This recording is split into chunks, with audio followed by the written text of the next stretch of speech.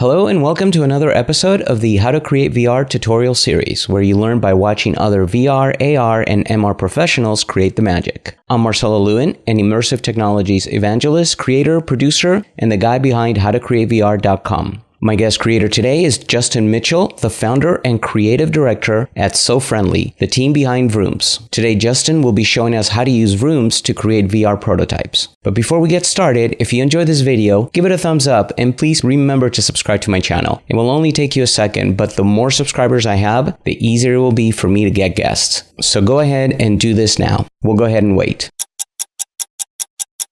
Justin, welcome. Hey, thanks for having me. I'm glad you're here. And by the way, did you subscribe? Of course. Thank you for being on the tutorial series here. Today, you're going to show us the app that you actually created for creating prototypes. But before we get into that, give us a little bit of your background. So I came from a background in startups. I actually started in startups at 11th grade in high school. So I've been doing it for a really long time.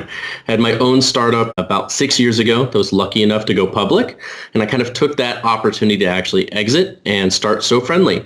While I was at that startup, I saw a lot of engineers building a lot of really cool things, but they weren't really taking care to think about their users. They weren't thinking about user experience. And so I started SoFriendly as this call to action for all companies, start asking the tough questions, talk to their users, and build things that people fall in love with. So the name SoFriendly actually just comes from, we want you to be building things that are so friendly that people fall in love with them. So it's as simple as that. That's pretty cool. So what was your startup in the 11th grade? I worked on a in-dash car stereo system for an electric car company called Coda Automotive. We built their in-dash car stereo.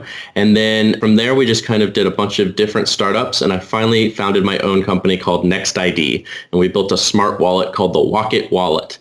And it was a biometrics company. And like I said, we were lucky enough to IPO. And that was a really great experience. Lots of knowledge gained out of that. That's awesome, man. How old were you when you IPO'd? I must have been 18 or 19. Oh my God, man. Congratulations. That's pretty awesome. Yeah, thank you. All right, cool. So today you're going to show us Vroom, right, for creating prototypes. So I'll let you take over and then I'll jump in if I have questions. Sure, sounds good. So at a base level, we design mobile and websites and all these different things today. We have all these tools at our disposal, things like InVision and Sketch and Figma and all these different prototyping solutions. And you can take your mobile design and you can throw it onto a phone and you can test it and you can see what it looks like. And it's obviously very easy to test what a website design would look like as well. And we have all these tools at our disposal. When it comes to VR, nothing really existed. You either had to be a developer that would actually code your designs out and then test it on a headset without doing any type of validation. You see, you've done all this development work for no reason. Or you had to hand it to another developer, wait for them to actually integrate it and waste their precious time when inevitably you test it on a headset and the text is too small, things are blurry, the icons are too far away, whatever it may be. UX is a huge part of virtual reality and it's going to make or break what these experiences are for consumers. And so us as designers, we have a responsibility to properly test our designs and do the same things that we're doing for mobile and web on VR. So we built VRooms. VRooms is as simple as just InVision for VR. So you're going to be designing in 2D just like you always do. We're not going to require you to use a different type of program or a custom system that we've built. You're just using the tools that you always love. And then you'll be able to actually throw that design instantly into VR and be able to test it in any headset that's WebVR compatible, which is about 99% of your headsets. They all run WebVR. So it's a really great way to see exactly what your design looks like in VR, test it, test interactions such as click and hover states, as well as be able to share that out to, say, a developer or a stakeholder or a client and get their opinion on it.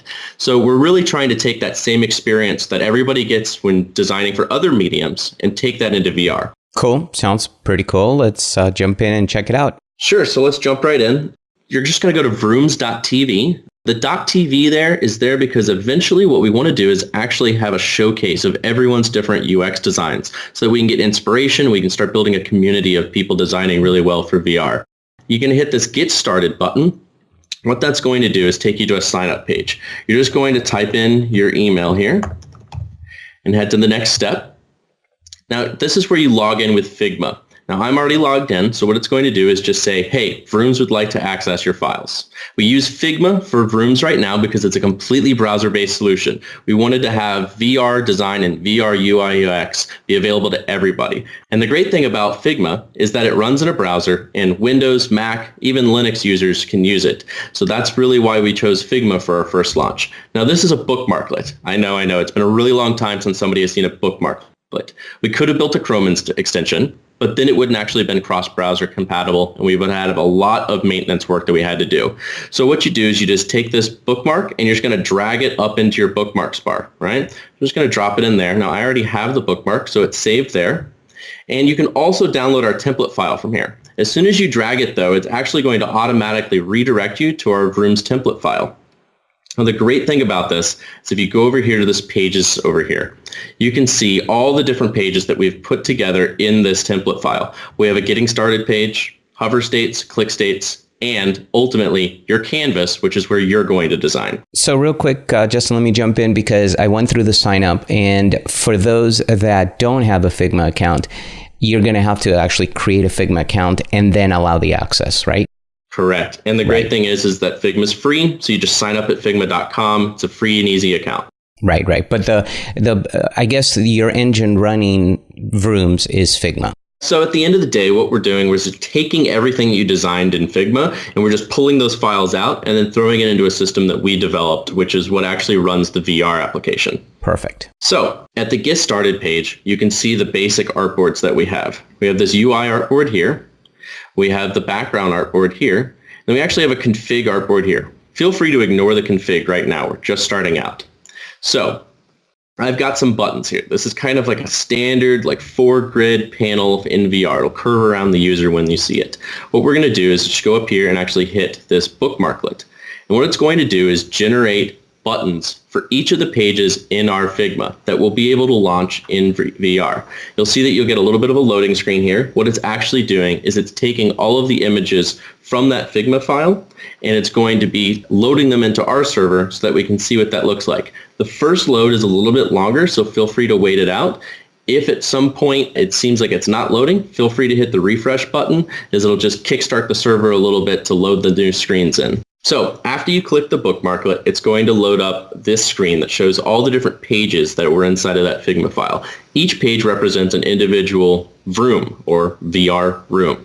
So let's go ahead and click on that Get Started one. This will load the experience up in VR. And as you can see, it's taken that 360 image that we dropped in the background layer, and it's created the world. Now, this is what your UI would look like. There's nothing you can do because we haven't added any interaction states, but it's a really great way to test how these icons are going to look in VR. Are they close enough? Are they big enough? Are they easy enough to see? Again, something that you just simply can't tell from a flat image. As you see down here, we've also got our Google Cardboard icon. That means this will work on any WebVR compatible headset as well as your phones. So if you have a Cardboard headset, it's a really cheap and easy way to start designing for VR instantly. Let's go back to that file. Quick question for you. So in this case, is this a scene? Are we creating like scene 1, scene 2? Are we dividing it like that? And if you're going to cover that afterwards, that's fine too. But is this would be the, let's say we call it like scene number 1 where we come in and we have our menu? Sure. So the goal with Vrooms is not actually to replace VR development or to create a system that you can create VR with no code and never have to jump into Unity. The goal is to give designers a platform so that they can test out different interface elements. So it may not be scene to scene, but it may be individual elements. For instance, a menu system or a help page or a contacts list, or even if you want to do something crazy like video chat, you could have a dialing interface. So these are things that we want to bring into VR, but we need to know how to adapt our user experience design to virtual reality. And so the goal with Vrooms is not necessarily scene by scene or even entire experiences. The goal is really to throw in different interface designs, test them out in VR before we hand them to a developer. Does that make sense? It makes sense. And it's so think of it more as an experimental tool on your UI ideas. Right. Yes, it's definitely more of experimental as well as presentation. Because if you go up to this URL, this is actually a public URL that you could share with anyone. You could share that with a developer to make sure they understand exactly how the interface should look in VR so they can bounce that against what they're building in their development environment. Or you could share it with a key stakeholder and say, hey, what do you think about this? Can we get sign off? Right? And that's going to be so much different than sending them a flat file with them not being able to understand what it might look like inside of a headset. Yeah, totally. So let's jump right back over to that template file. Now, there's not much going on in here. We just have some simple boxes, and then we have our equirectangular 360 image. It's very important that you have this in here. Now, we've provided in the template this basic example. You can Google and find many other photos that you can use, or you could even create them, or have your developer actually create a 360 photo out of something in Unity and use the real scene from your 3D app. You could also, if you have a camera, like a 360 camera, right, take a picture and then upload it. Any 360 camera will be able to output an equirectangular photo. Right. Okay, cool. You just drop that in the background layer. Yep. The UI is where all your UI goes. Makes sense, right? We're going to start to get a little bit more complicated right here. So if we go over to this hover states page, you can see how we've implemented some hover states. At a high level where I'm zoomed out, you can see that this one turns blue, this one turns blue, and you can see the difference between the hover state and the normal state. So what we've done here is some really kind of fancy naming of groups. So if you look over this and you see that I've named this group anything, and this is in our UI artboard. If you go over here and you see anything, and we've got a slash here, hover, that shows VRooms that when this button is hovered over, this artboard is going to be shown. So we've got this page already queued up. You can see what the hover states look like. See, when I move the cursor over, this would be gaze interaction when you're inside of a headset. You'd be able to just look up over this area. You can see that it actually changes the hover state. This is really, really great for prototyping. It's also great for, again, telling a developer exactly what should happen when someone hovers over it. And it will do full translation. So you could have that grow, you could have it turn into a completely different icon, it could get smaller, it could get larger, it could turn a totally different color. There's lots of different things you could do here. And this is something that's, again, very hard to communicate with flat files. But when you send this to a developer or a stakeholder, and they can see exactly how the menu system works simply by doing this, it really helps sell your UI UX design, as well as be able to do some light user testing. Because if they didn't understand that it was an active state when they looked over it, hey, that's a problem with your design, and now you can actually manage to edit that. And you can send back another copy and do revisions, just like we do with all other UI UX design. So again, if we go over to our click states, it's the exact same type of system. We have our UI artboard, and if you see here, we've got the anything click artboard. Again, that could be named anything. It could be right button. As long as you do /click and you have the exact same group name, see, the exact same group name as you have the name on the artboard. So click for click, hover for hover. Really, really simple. Now, the thing with the click artboard is that what we actually want to do is, because most commonly in a VR app, when you click something, you're going to go to a completely different menu. So if you look at this interface, it's very different than this interface. We have a completely different button that we introduced. We swapped all the icons out, and that's because we're trying to simulate going to a completely different user interface. So if we go ahead and test that here, go to click states. Again, this is something that can be tested in a headset, or it can be tested in the browser. Click, just like you could with your mouse. And you see that we've got all this completely different menu going here. Now, the cool thing is, unlike with hover states, I don't have to come back down here and click. Whatever group I name anything, it will act as a toggle state. So I can have a back button up here that I click, and it takes me right back to this UI. So again, it allows for really complex stringing of different interactions. You can have nested hover groups. You can click into multiple different menus. Each one of these boxes could click into a completely separate menu system. That means you could simulate something as complex as, say, the Oculus Home dashboard, which I'll actually show you in a second. Quick question. So really, these are almost like I was asking you back about scenes. These artboards could simulate scenes, right? You're Yes. going to the next scene. Can you also change the background of that artboard? Yes. So what will happen for changing the background, and that's where we get that scene methodology that you're really talking about, is we're going to allow in a future update coming in a few weeks, you to actually navigate between pages. Each page has to have its own unique 360 image for that background. Right. And so if you wanted to swap the background out, you would need to change to a different page. Well, the way that we're going to do that is exactly the same way that it works, right? We'll have an artboard named anything, or a button named anything. And then all you'll do is create a new page called anything click. So it's going to be the exact same methodology that you're using across the board to do the clicking and hover states inside of a page. You'll be able to do that between pages. It'll link the page name anything to that event, which is click. Exactly. So it's going to be working the exact same way. It's just not live yet, but it's coming in a couple weeks. Perfect. That makes a lot of sense. So the last page here that's really important is, of course, your canvas. Now, one thing that I do recommend is that you come over here to your UI canvas and you actually turn on this grid. This allows you to actually see what your user interface is going to look like against the white background. Because VRooms will actually take a solid color off of your UI artboard and use it. So you don't want to use, say, this full color here.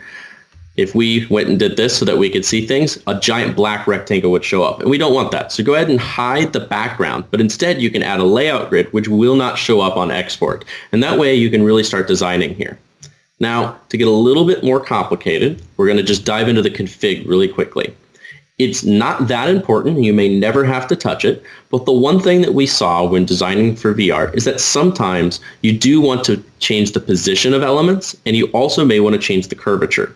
So at 50% curvature, that's that standard curvature that you're looking at here. That's kind of that classic VR look where it starts to wrap around your face a little bit. At 0% curvature, it's just going to be a flat object right in front of you. And this is really great for, say, a panel that may be off to the side that you look at that's maybe a pop-up or a kind of an alert. Maybe you don't want those curved. And so you could set your UI to be 0. Now, the position and the rotation, it's pretty self-explanatory. Right now, we have a Z of -5, and that's just kind of pushing that back a little bit further away from the user's face to a safe reading distance. Again, all of that stuff is configurable. This is kind of an advanced settings thing, so you may never have to touch this. The one thing that we do pretty often is that curvature setting. Quick question on this. Do you have any best practices for different devices that you recommend within the app here, or do you have a blog posting of anything like that? Let's say if you're designing for an Oculus Go versus a Rift versus a Vive. So I don't think that it's going to be device specific. In the end, the great thing about VR UI UX that's really exciting to me is that we're learning new things all the time. And people are coming up with these different standards. Google is creating a completely different measurement system specifically for fonts. So there's all these types of standards coming out that are being created every single day. So for me, when I'm designing, I wouldn't take into account necessarily the device. I would take into account the content that's going to be in that interface, as well as the experience itself. So one of the big things with VR UI is you want to try and anchor objects in the real world. Now, with something like an Oculus dashboard, that can be floating right in front of you. But something like an alert, you should try to, say, attach that to a wall, or a teleport icon should be stuck to the floor.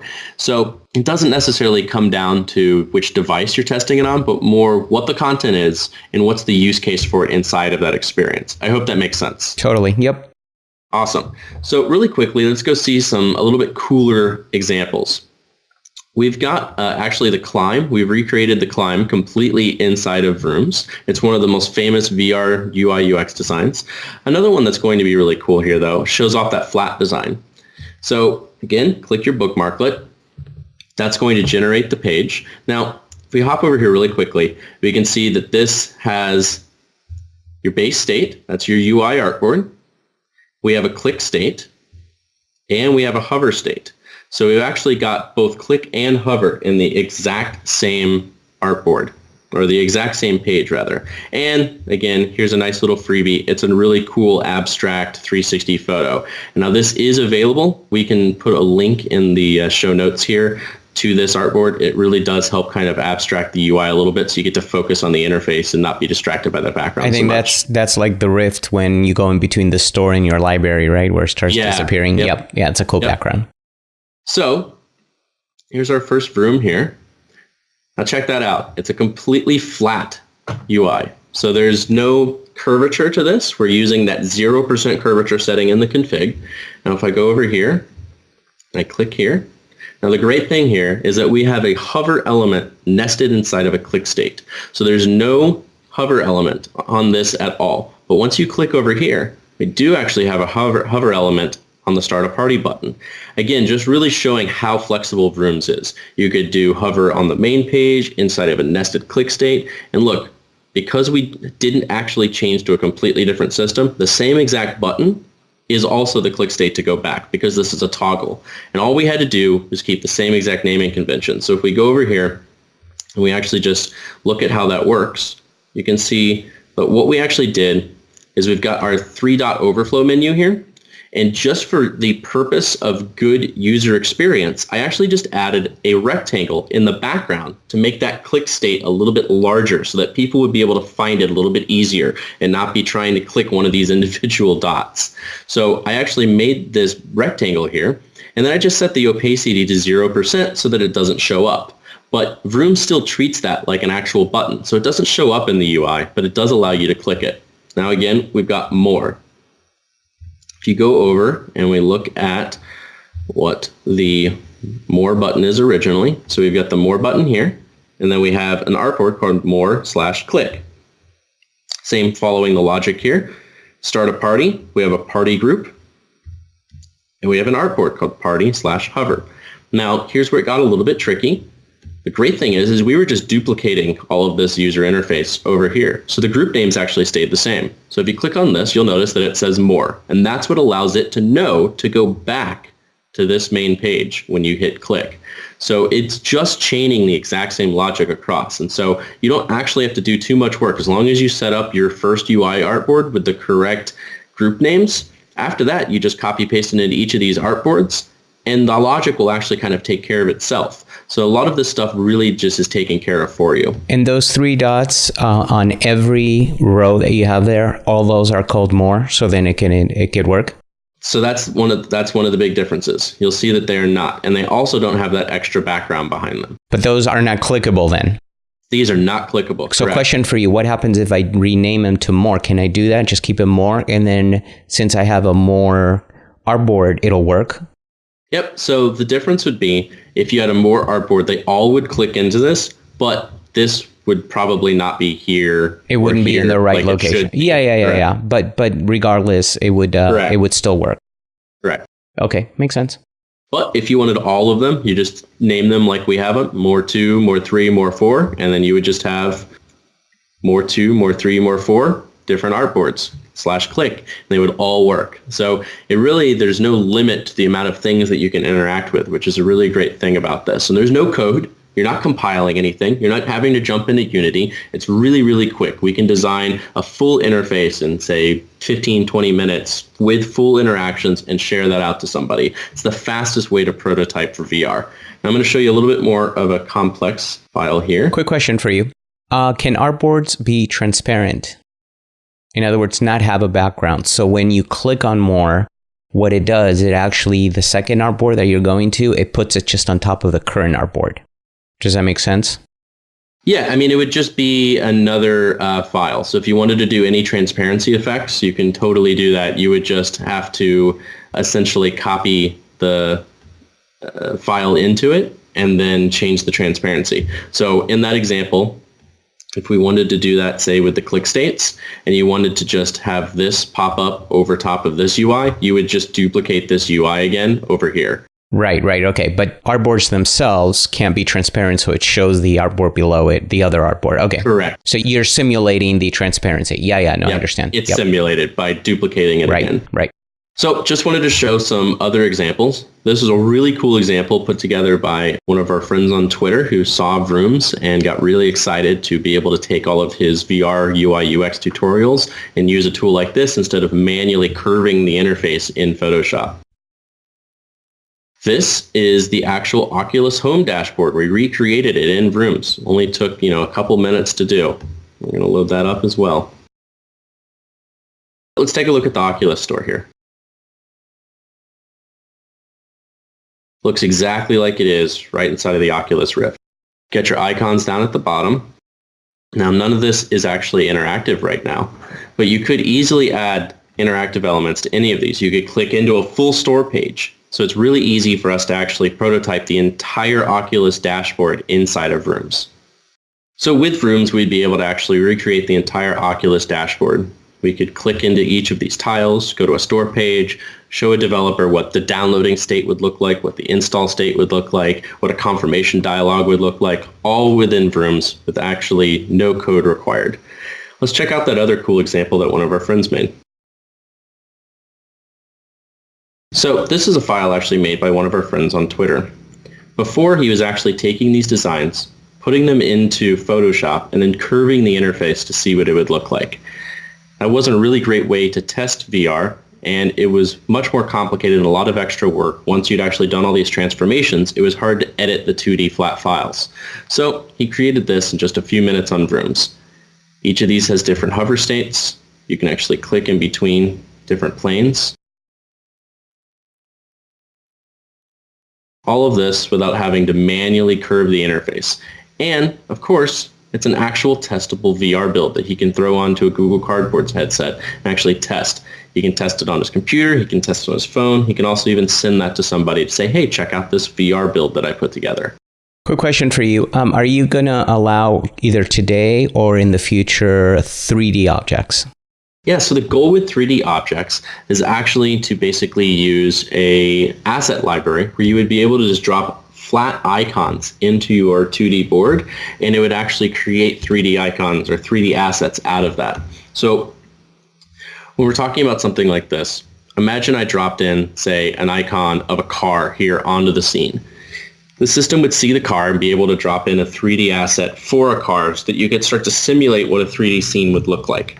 So yes, the plan is to eventually do that. Again, trying to keep designers using the tools that they're very comfortable with and not have to learn how to work inside of a 3D space. Because ultimately, a interface designer should be doing interfaces. A UI UX designer should be doing interfaces. We do want to try and add some functionality to really lean into the capabilities of VR with 360 and 3D. So actually, one of the next features that's going to come is going over to your background and being able to actually just drop in a text layer from Figma and fill that with a 360 video URL that will actually load up as a full motion 360 background. And that's as simple as just dropping in a text layer. Again, we don't want designers to have to start developing. We don't want them to have to do a lot of work to get something that is a good prototype. So we're trying to abstract this out as much as possible and keep them in the tools that they're going to be using the most. So Vrooms is actually coming to InVision Studio, Framer X, and Sketch. Right now we've started with Figma, but InVision is very interested in working with us to put something into their app store. We've also spoken with Framer X as well. So we're really excited to bring the plugin to all those different platforms. I see. So your goal is really to enable 2D UI designers to get into VR using the current apps they use today. Yes, definitely. We do not want to be in the business of creating another tool. New app, there are lots of those out there, and they're always limiting, right? They're trying to do too much. And what you actually see that comes out of it is subpar VR experiences. It's kind of like those app makers that you see. You know, no one is going to be building the next Uber off of one of those free app creators that you use on the web. So what we want to do is actually allow them to use the tools that they know and love, that they're taking actual, trainings on, that they're well versed in, make them comfortable using that. Because again, we're trying to lower that barrier of entry to VR. We want everyone to be able to experience it, and we want everyone to be able to build for it. Cool. Well, Justin, hey man, I really appreciate this. It was very enlightening. I'm not a UI, UX designer, but I can see how I could use this to show other people, hey, this is what I'm talking about. So thank you so much. I really appreciate it. Absolutely. Thanks for having me. So if people want to get a hold of you, or do you want to give a URL or an email, whatever you like? Yeah, absolutely. So for the app, it's vrooms.tv. We'll just go over to that tab really quickly so you can see what that looks like. You just hit the Get Started button. For any help, there's a help button top right that you can actually see some frequently asked questions. And of course, there's this nice little chat widget in the bottom right where you can contact us. We're at SoFriendly.com. We do custom mobile app development, custom designs. So if you ever need to contact us for that, we're available, as well as any questions or suggestions for Vrooms. We would love to hear from you. I'm at It's this Justin on Twitter as well, if you'd like to hit me up there. Perfect. Well, thanks, Justin. And to the rest of you, I'm glad you were here with us. If you enjoyed this video, please give it a thumbs up and remember to click on that subscribe button just like Justin did today so that I can get more guests just like Justin to do this tutorial series. If you are ever in the Southern California area, we have a monthly meetup with lots of great VR, AR, and MR presentations. You can join or RSVP for our next meetup at howtocreatevr.com/meetup. Finally, if you are interested in learning more about how to create VR, AR, and MR experiences, please visit howtocreatevr.com. So until the next episode, I'm Marcelo Lewin. Cheers, everyone.